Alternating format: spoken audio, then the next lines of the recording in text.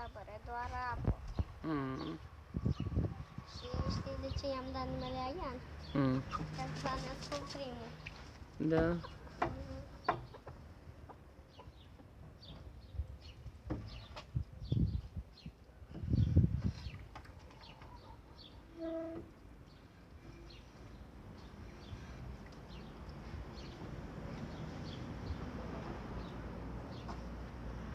Aian neapărat trebuie să-și ia zborul.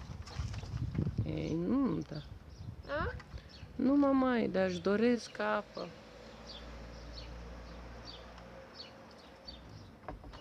Atunci să le punem o tablă, știi, mamaie? O tablă, să punem apă. Gata.